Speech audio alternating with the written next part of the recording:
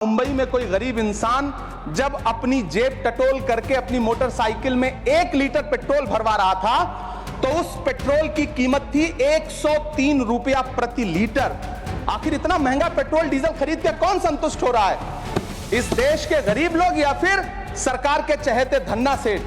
सभापति महोदय, वित्त मंत्री जी इस बजट को मध्यम वर्ग को संतुष्ट करने वाला बजट बता रही हैं। अरे मैडम, हम आप यहां पर बैठे रहते हैं और वहां बाहर इसी दिल्ली में 1 लीटर दूध, चाहे वो अमूल का हो या फिर मदर डेयरी का हो, उसकी कीमत 73 रुपए लीटर है। इतना महंगा बेच करके कौन संतुष्ट हो रहा है? गरीब जनता या आपके धन्ना सेठ दोस्त? सभापति महोदय, इस सरकार का बाजार और महंगाई पर कोई नियंत्रण नहीं रह गया है। चाहे देश में लहसुन 400 रुपए किलो बिक जाए, टमाटर 100 रुपए किलो बिक जाए, प्याज का दाम सुनकर आंखों में आंसू आ जाए, लेकिन वित्त मंत्री महोदया बजट में महंगाई का मां भी नहीं बोलती हैं। बच्चों की किताब और पेंसिल तक पर टैक्स लगाने वाले सरकार से मैं पूछना चाहता हूं कि आप मध्यम वर्ग का हितैषी बताते हैं, खुद को तो शर्म नहीं आती है? खुद को धार्मिक कहने वाली सरकार भगवान श्री कृष्ण के प्रिय खाद्य पदार्थों दही और मक्खन तक पर जीएसटी लगाती है और बात करती है मध्यम वर्ग की हिमायती होने की। जिंदा रहते हुए जनता से हर चीज पर टैक्स वसूलने वाली यह सरकार कम से कम मरने पर तो लोगों को बख्श देती, लेकिन नहीं, वहां भी लूटना है। अंतिम संस्कार के सामान, अगरबत्ती, धूप बत्ती, केवड़ा जल, चंदन पाउडर, जौ, बताशा, काला तिल, पंचरत्न, कपूर और कफन तक पर टैक्स लेने वाली यह सरकार किस मुंह से खुद को मध्यम वर्ग का? प्रतापगढ़ी जी, 15 मिनट। धन्यवाद सभापति महोदय। कभी सुदामा पांडे धूमिल जी ने कहा था कि एक आदमी रोटी बेलता है, एक आदमी रोटी खाता है, एक तीसरा आदमी भी है जो न रोटी बेलता है न रोटी खाता है, वो सिर्फ रोटी से खेलता है। वो तीसरा आदमी कौन है? मेरे देश की संसद मौन है। सभापति महोदय, वो भी क्या दिन थे जब संसद में देश का बजट पेश होता था तो देश की सड़कें ठहर जाया करती थीं। रेल बजट पेश होता था तो लोगों की उम्मीदें रेल के डिब्बों की तरह पटरियों पर दौड़ने लगती थीं। पूरा देश धड़कने रोक करके वित्त मंत्री और रेल मंत्री को सुना करता था। अफसोस, अब बजट पेश हो जाता है, मीडिया चैनल सरकार का महिमा मंडन करते हैं और बेचारी जनता बजट के आंकड़ों के शब्द जाल में उलझी हुई महीनों बाद समझ पाती है कि उसका तो फिर से कट गया। सभापति महोदय, पिछले 2 साल अमृतकालीन बजट पेश किए गए और इस बार एक नई शब्दावली गढ़ी गई है, तुष्टीकरण बनाम संतुष्टीकरण का बजट। सभापति महोदय, सुनने में कितना अलंकारिक लगता है ये शब्द। सोच रहा हूं देश की वित्त मंत्री और प्रधानमंत्री जी से पूछूं कि आखिर किसकी संतुष्टि?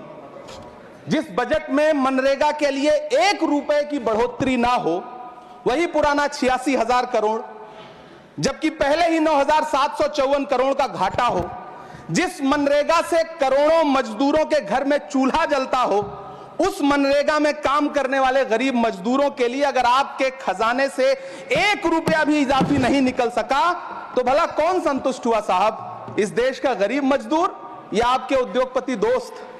वो जो महाराष्ट्र में लोकसभा और विधानसभा के बीच में 40 लाख मतदाता बढ़ाए गए थे, अरे उन्हीं के लिए मनरेगा का थोड़ा सा बजट बढ़ा देते। क्या उसमें मनरेगा का एक भी मजदूर नहीं था 40 लाख लोगों में? सारे के सारे 12 लाख की छूट वाले से आगे के लोग थे। सभापति महोदय, कल जब वित्त मंत्री जी देश की संसद में भाषण दे रही थी तो वहां मुंबई में कोई गरीब इंसान जब अपनी जेब टटोल करके अपनी मोटरसाइकिल में 1 लीटर पेट्रोल भरवा रहा था तो उस पेट्रोल की कीमत थी 103 रुपया प्रति लीटर। आखिर इतना महंगा पेट्रोल डीजल खरीद के कौन संतुष्ट हो रहा है? इस देश के गरीब लोग या फिर सरकार के चहेते धन्ना सेठ? सभापति महोदय, वित्त मंत्री जी इस बजट को मध्यम वर्ग को संतुष्ट करने वाला बजट बता रही हैं।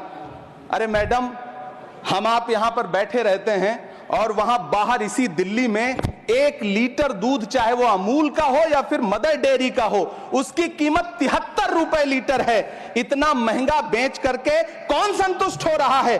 गरीब जनता या आपके धन्ना सेठ दोस्त? सभापति महोदय, इस सरकार का बाजार और महंगाई पर कोई नियंत्रण नहीं रह गया है। चाहे देश में लहसुन 400 रुपए किलो बिक जाए, टमाटर 100 रुपए किलो बिक जाए, प्याज का दाम सुनकर आंखों में आंसू आ जाए, लेकिन वित्त मंत्री महोदया बजट में महंगाई का मां भी नहीं बोलती हैं।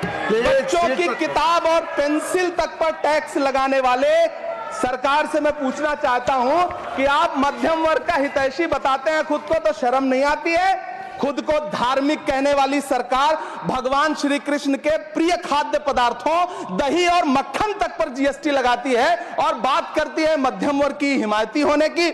जिंदा रहते हुए जनता से हर चीज पर टैक्स वसूलने वाली यह सरकार कम से कम मरने पर तो लोगों को बख्श देती, लेकिन नहीं, वहां भी लूटना है। अंतिम संस्कार के सामान अगरबत्ती, धूप बत्ती, केवड़ा जल, चंदन पाउडर, जौ, बताशा, काला तिल, पंचरत्न, कपूर और कफन तक पर टैक्स लेने वाली यह सरकार किस मुंह से खुद को मध्यम वर्ग का हितैषी बताती है? कौन सी संतुष्टि, किसकी संतुष्टि? कदम कदम पर टैक्स देकर लुटने वाली जनता की, या फिर जनता से टैक्स वसूल करके धन्ना सेठों का खजाना भरने वाली सरकार की? किसकी संतुष्टि? सभापति महोदय, 18 अगस्त 2015 आरा का बिहार का ऐतिहासिक मैदान, सजा हुआ मंच, हजारों की भीड़ और सामने खड़े हुए देश के प्रधानमंत्री का भाषण। बिहार के भाइयों बहनों, आज मैं बिहार के लिए पैकेज की घोषणा कर रहा हूं। 50,000 करोड़ कर दूं कि ज्यादा कर दूं? अखिलेश भाई, 60,000 करोड़ कर दूं कि ज्यादा कर दूं? 70,000 करोड़ कर दूं कि ज्यादा कर दूं? 80,000 करोड़ कर दूं कि ज्यादा कर दूं? चलो, मैं बिहार को 1.25 लाख करोड़ का पैकेज दे रहा हूं। 10 साल हो गए सभापति महोदय, वही ढाक के 3 पात। बिहार आज भी विकास की बाट जोह रहा है। भाषण आज भी प्रधानमंत्री जी के यूट्यूब चैनल पर सुना जा सकता है। जो झूठ बोल के करता है मुतमईन सबको, वो झूठ बोल के खुद मुतमईन नहीं होता। सभापति महोदय, ये तो राहुल जी का असर है। कौन सा शब्द सर, कौन सा शब्द? झूठ। ठीक है सर, मिथ्या बोल करके, जो मिथ्या बोल के करता है मुतमईन सबको, वो मिथ्या बोल के खुद मुतमईन नहीं होता। ये राहुल जी का असर है। जो मखाना बोर्ड की घोषणा हुई, अखिलेश जी आपको याद होगा, भारत जोड़ो न्याय यात्रा में 30 जनवरी 2024 को बिहार के रंगभूमि मैदान में राहुल गांधी जी का पूर्णिया में भाषण था और उसमें मखाना को लेकर उन्होंने आवाज उठाई थी। यह उनका असर है कि आपको मखाना बोर्ड बनाना पड़ा, वरना तो आप मैखाना बोर्ड बनाने वाले लोग हैं। सभापति महोदय, बिहार को झूठे पैकेज और चुनावी दिलासे देना बंद करिए। आज भी जब कोसी में बाढ़ आती है तो पूरा सीमांचल बर्बाद हो जाता है। मैंने उस तबाही को अपनी आंखों से देखा है। 2016-17 की बाढ़ में अपने इन्हीं हाथों से राहत सामग्री बांटी है मैंने। अगर सच में बिहार के लिए कुछ करना चाहते हैं तो बिहार को बाढ़ से बचाने का प्रबंध करिए। पूर्णिया एयरपोर्ट 10 साल से बाट जो रहा है, घोषणा 2014 में हुई, बन के आज तक तैयार नहीं हुआ। अलीगढ़ मुस्लिम विश्वविद्यालय का किशनगंज सेंटर बजट के अभाव में दम तोड़ता जा रहा है। मैंने पिछले बजट सत्र में भी आवाज उठाई थी। आज फिर वित्त मंत्री जी से अनुरोध करना चाहता हूं, दामन फैला करके, कि अलीगढ़ मुस्लिम विश्वविद्यालय का किशनगंज सेंटर बन जाने दीजिए। आखिर कौन सी नफरत है? यह मुल्क हमारा भी है, इस मुल्क की मिट्टी में हमारा भी खून पसीना शामिल है। हमसे इतनी भी क्या नफरत? रिश्तों की ये नाजुक डोरें तोड़ी थोड़ी जाती हैं, अपनी आंखें दुखती हो तो फोड़ी थोड़ी जाती हैं। सभापति महोदय, अल्पसंख्यक मंत्रालय का बजट काटकर मौलाना आजाद नेशनल फेलोशिप बंद कर देना, प्री मैट्रिक स्कॉलरशिप बंद कर देना, नई मंजिल योजना बंद करना, धरोहर योजना बंद करना। 2024-25 के बजट में माइनॉरिटी मिनिस्ट्री के लिए 3,183 करोड़ रुपए की घोषणा हुई, लेकिन देश को हैरत होगी कि बाद में समीक्षा करके लगभग आधा कर दिया गया, 1,868 करोड़ रुपए। मुझे सरकार से पूछना है कि कौन संतुष्ट हुआ? इस देश का अल्पसंख्यक संतुष्ट हुआ है या आप संतुष्ट हुए? किसका संतुष्टिकरण? सभापति महोदय, मैं प्रधानमंत्री जी से कहना चाहता हूं कि आप ही ने 1 मार्च 2018 को किंग अब्दुल्ला को, जॉर्डन के किंग अब्दुल्ला को मेहमान बना करके इसी दिल्ली में एक कॉन्फ्रेंस में कहा था कि मैं मुसलमानों के एक हाथ में कंप्यूटर और दूसरे हाथ में कुरान देना चाहता हूं। कंप्यूटर देने की बात तो छोड़िए, पढ़ाई के लिए जो स्कॉलरशिप मिल रही थी उसको भी छीन लिया आपने। किसको संतुष्ट करने के लिए? हम समझते हैं इस साजिश को। आप माइनॉरिटी मिनिस्ट्री का बजट काटते काटते एक दिन मिनिस्ट्री को ही बंद कर देना चाहते हैं। वो जहर देता तो सबकी नजर में आ जाता, सो ये किया कि हमें वक्त पर दवाएं न दी। सभापति महोदय, मैं तो वित्त मंत्री जी से पूछना चाहता हूं आपके माध्यम से कि शायद आपको पता ही नहीं है कि गृहस्थी चलाने वाली एक गृहिणी की मुश्किलें क्या क्या होती हैं। आपने कभी सोचा भी नहीं होगा कि जब वो किचन में सब्जी बनाने के लिए कढ़ाई में तेल डालती है तो उसके साथ उसके आंसू भी गिरते हैं। सभापति महोदय, शायद उन्हें पता भी ना हो कि एक छोटी सी गाड़ी और एक छोटे से फ्लैट का ईएमआई भरने के बाद इस देश का एक गरीब इंसान जब अपने बच्चों की फीस भरने के बारे में सोचता है तो उसे कितनी खुशियों का गला घोंटना पड़ता है। शायद उनको पता भी नहीं है कि फसल बेच करके बिटिया की शादी का सपना सजाने वाला किसान जब अपनी फसल बर्बाद देखता है तो कितनी रातें सो भी नहीं पाता है। सभापति महोदय, शायद वो कभी इस पीड़ा को समझ ही नहीं पाएंगी कि परिवार के किसी एक सदस्य को कैंसर जैसी बीमारी हो जाए तो घर और जमीनें गिरवी रख उठती हैं लेकिन इलाज नहीं हो पाता। सभापति महोदय, इसी देश की संसद में कभी स्वर्गीय सुषमा स्वराज जी ने कहा था कि जब देश की करेंसी गिरती है तब देश की प्रतिष्ठा गिरती है। एक तरफ कोलंबिया जैसा छोटा सा देश और उसके प्रधानमंत्री गुस्तावो पेत्रो खड़े हैं जो कोलंबिया के नागरिकों को हथकड़ी लगाकर लाने वाले जहाज को अमेरिका बैरंग वापस लौटा दे रहे हैं, और दूसरी तरफ हमारे प्रधानमंत्री जी खड़े हैं जो बेड़ी और हथकड़ी लगा करके लाए गए बेटों के अपमान पर एक शब्द नहीं बोल रहे।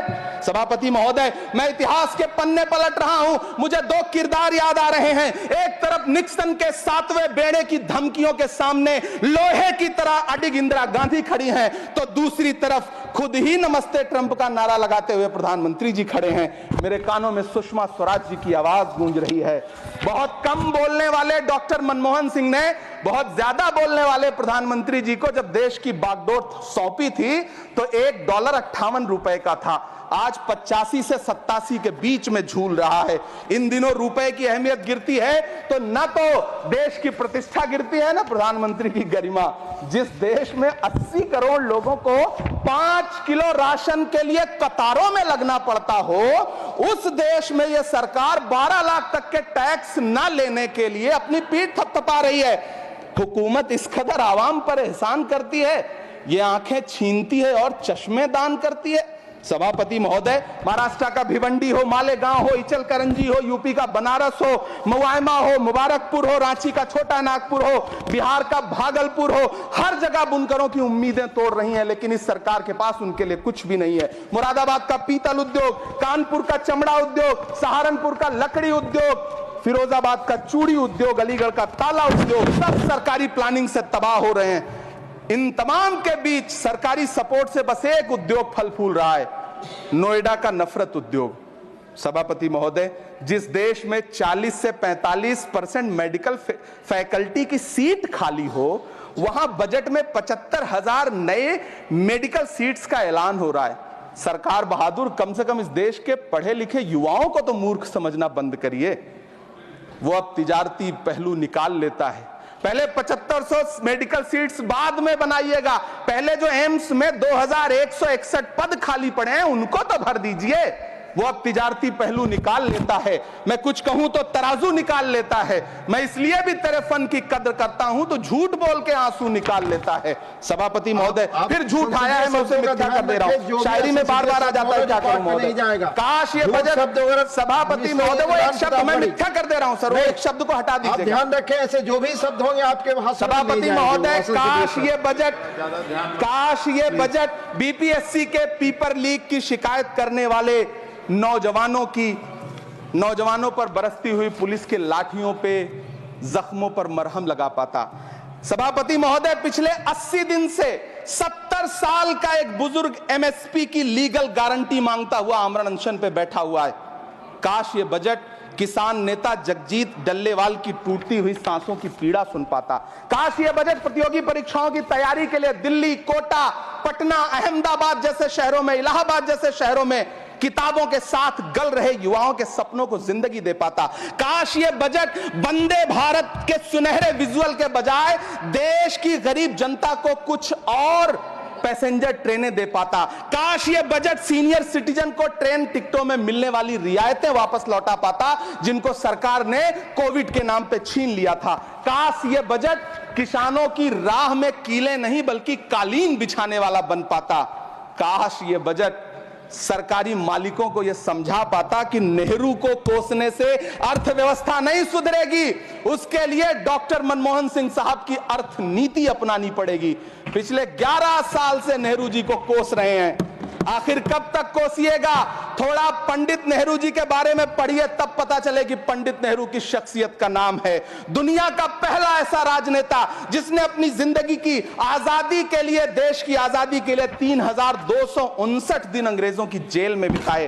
पंडित नेहरू एक ऐसे महान शख्स जिनके पिता पंडित मोतीलाल नेहरू, जिनकी बहन विजय लक्ष्मी पंडित, जिनके बहनोई पंडित रंजीत सीताराम, जिनकी बेटी इंदिरा गांधी, जिनके दामाद फिरोज गांधी, सब ने अंग्रेजों से लड़ते हुए स्वतंत्रता आंदोलन में जेल काटी। आप किस मुंह से उनकी लकीर छोटी करने की बात करते हैं? नहीं कर पाइएगा, 7 जन्मों में नहीं कर पाइएगा, क्योंकि जिस्म की मौत कोई मौत नहीं होती है। जिस्म मिट जाने से इंसान नहीं मर जाते, धड़कने रुकने से अरमान नहीं मर जाते, सांसें थम जाने से ऐलान नहीं मर जाते। जिस्म की मौत कोई मौत नहीं होती है। सभापति महोदय, मैं आपके सामने खड़ा होकर के एक बहुत छोटी सी कहानी सुनाना चाहता हूं कि महान बादशाह सिकंदर ने जब यूनान फतेह किया तो जीत का जश्न मनाने के लिए शहर की सड़कों पर निकला।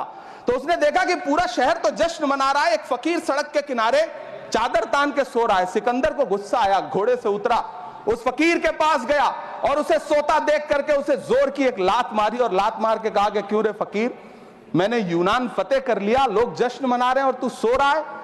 उस फकीर ने उन्नीदी आंखों से सिकंदर को देखा और देख करके कहा कि शहर जीतना बादशाहों का काम है, लेकिन लात मारना तो गधे का काम है। सभापति महोदय, गरीब जनता को लात मारना बंद करिए। ये अमीरों के लिए बनाया गया बजट है, ये निराशाजनक बजट है। हम अमृतकाल सुनते आ रहे थे, ये अमृतकाल इतनी जल्दी समाप्त हो गया कि अब अमृतकाल का कोई नाम तक नहीं लेना चाहता है। इसलिए मैं इस सदन में खड़ा होकर के देश की वित्त मंत्री महोदया से कहना चाहता हूं कि आपने अल्पसंख्यकों के बजट में जो कटौती की है उसको बहाल करिए। आपने मनरेगा को जो स्थिर रखा है उसका घाटा 9,754 करोड़ है, कम से कम उतना बढ़ा करके फिर से उसे बहाल करिए। नौजवानों के लिए रोजगार दीजिए, किसानों को एमएसपी की लीगल गारंटी दीजिए। यही मैं आपसे अपील कर रहा हूं। धन्यवाद सर, आपने इतना जो समय दिया उसके लिए शुक्रिया।